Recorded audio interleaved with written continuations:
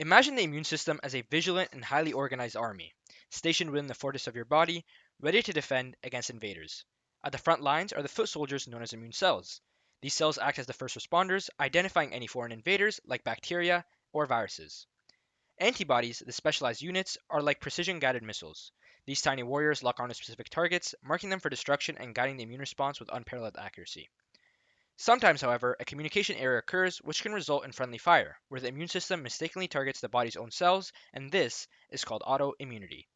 Autoimmune diseases happen when the body's natural defense system can't tell the difference between your own cells and foreign cells, causing the body to mistakenly attack normal cells.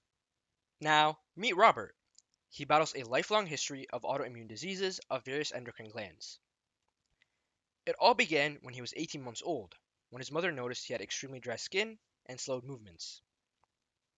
At age 6, he was not growing at a normal rate.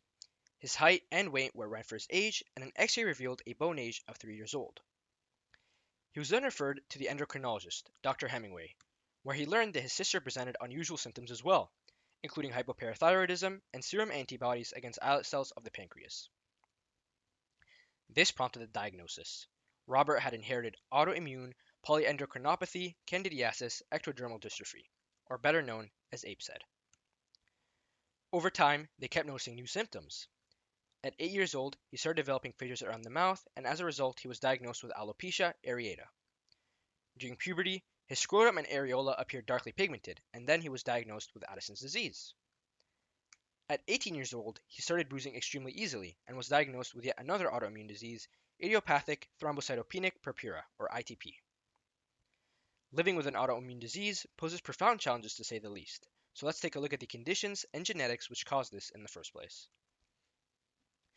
APECED is a rare genetic polyglandular disease in which the immune system attacks itself. This condition typically develops in individuals within their childhood and teenage years. It is caused by a genetic defect in the AIR gene, which impairs the negative selection of T lymphocytes in the thymus, and, as a result, potentially self-reactive T cells are not removed from the repertoire. APECED also leads to autoimmune reactions in peripheral organs, which can cause a variety of symptoms within these individuals. As mentioned, individuals with APECED have a mutation in the AIR gene which causes thymic medullary cells to not express self-antigens. As a result, individuals with this disease do not undergo normal processes of negative selection, which allow many self-reactive T cells to escape the thymus and enter the periphery. These T cells are capable of initiating immune responses against various organs and tissues within the body, leading to the formation of autoantibodies within these patients. These autoantibodies contribute greatly to the dysfunction and destruction within tissues observed in individuals with APECED. The most common areas affected by autoantibodies are endocrine tissues, including adrenal, pituitary, thyroid, and parathyroid glands. Several other organs throughout the body have also been found to be affected, including the liver, kidneys, lungs, and intestines. Furthermore, individuals with APECED have been found to produce autoantibodies against several cytokines, including interferon alpha, interferon omega, interleukin 17A, interleukin 17F, and interleukin 22. These three interleukin cytokines are critical in their defense against Candida species. Candida are a species of fungi which include Candida albicans. Due to deficiencies within these cytokines, individuals with APECED are often significantly more susceptible to infections with Candida albicans. As a result, common symptoms of APECED include chronic mucocutaneous candidiasis, in which individuals have recurring infections due to this fungus. Furthermore, attack on endocrine glands can lead to other deficiencies, including hypoparathyroidism and adrenal gland insufficiency. Unlike many other autoimmune diseases, APECED has been linked with mutations in only a single gene, the AIR gene, thus making it monogenic. Despite this monogenic nature, the phenotype of APECED, including the affected organs and disease severity, varies between different people depending on other genetic factors, such as their MHC alleles, as well as environmental factors. APECED is a disease that exhibits an autosomal recessive pattern of inheritance, as you can see in the pedigree. This means that 2 copies of the gene must be inherited from the parents to the offspring in order for the diseased phenotype to be present. Furthermore, APECED affects some communities more often than others, including Finns, Iranians, and Sardinians. In some cases, it may impact as many as 1 in 10,000 people. The AIR gene is located in the Q22 region of chromosome 21 in humans. The fully translated protein consists of 545 amino acids. AIR is primarily expressed in CD80, 86, 40 MTEX that express high levels of MHC class II within the thymic medulla. To highlight AIR's critical role in tissue-specific antigen expression, mice with mutations in AIR exhibit decreased expression of many tissue-restricted antigens, including insulin 2 and salivary proteins. In APECED patients, more than 100 different mutations have been found in the AIR gene, including exons 1, 2, 3, 6, and 8.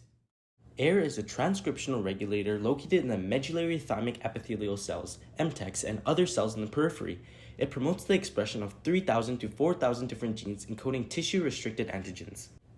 AIR is composed of multiple domains that are characteristic of chromatin binding factors and transcriptional regulators. N-terminus of the AIR protein includes a CART domain for the oligomerization of AIR into dimers, tetramers necessary for its proper biological activity. A nuclear localization signal which is responsible for the AIR's imports back into the nucleus after translation, and a SAN domain that plays a role in DNA binding. C-terminus of the AIR protein includes two PhD zinc finger domains. Mutations impact many of the different AIR domains in the APECED patients. Such mutations include those in the SAN domain, disrupt the protein's localization and its ability to activate genes. Similar mutations have been identified in the PhD1 and CART domains.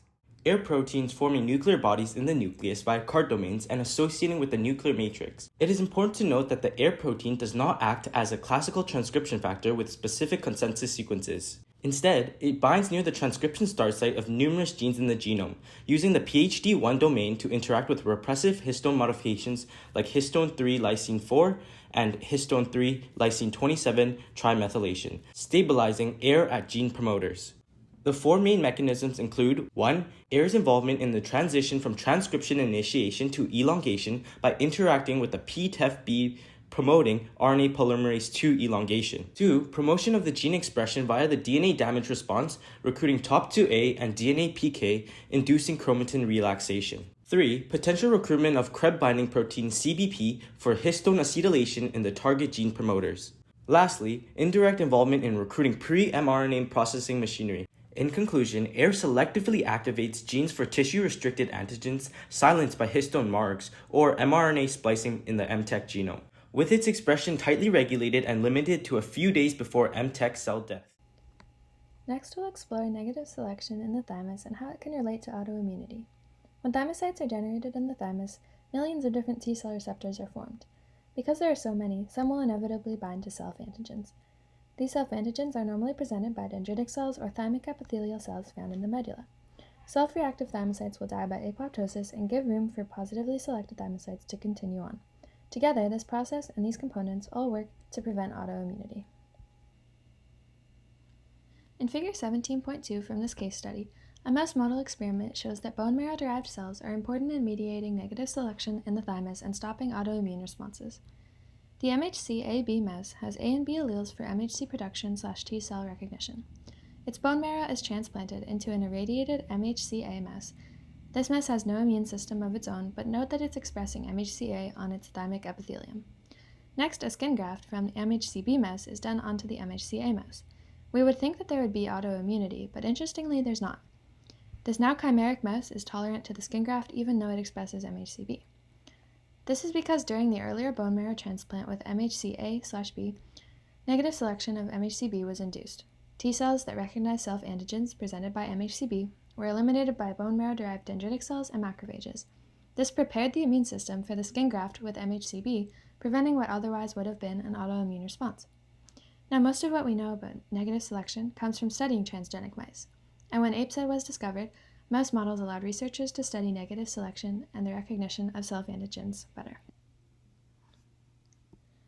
Treating APECED involves managing autoimmune dysfunction, infections, and endocrine abnormality. Many of the treatment goals involve improving the patient's quality of life, addressing new symptoms, and preventing complications that may be appearing over time. Furthermore, the disease itself has many impacts beyond symptoms, as individuals are often burdened with the condition for life. As a result, a multidisciplinary approach is required in treating this condition to not only address symptoms but also improve the mental and emotional well-being of individuals with APECED. Individuals with endocrine abnormalities will often receive calcium and hormone replacement to prevent hypocalcemia and hormonal deficiencies. Furthermore, antifungal drugs such as echinocandins will often be administered for patients with recurrent candida infections to manage CMC and fungal infections. Unfortunately, all current management of APECED involves treating symptoms without resolving the underlying condition. However, research is currently being done to find new ways to treat and address the disease. In terms of future directions, gene therapy is a critical avenue being explored in an attempt to alter or replace non-functional AIR genes. Some researchers have found that delivering the AIR gene to mice with an AAV method allows for the clearance of autoantibodies and the restoration of AIR expression within the thymus. Furthermore, advancements in immunomodulatory treatments have also been explored, including the use of rituximab to deplete B-cell autoantibody production. Overall, collaborative research will continue to be vital in improving the understanding of APECED, as well as developing innovative treatments and therapies to potentially cure this disease. And here are the references. Thank you for listening to our presentation.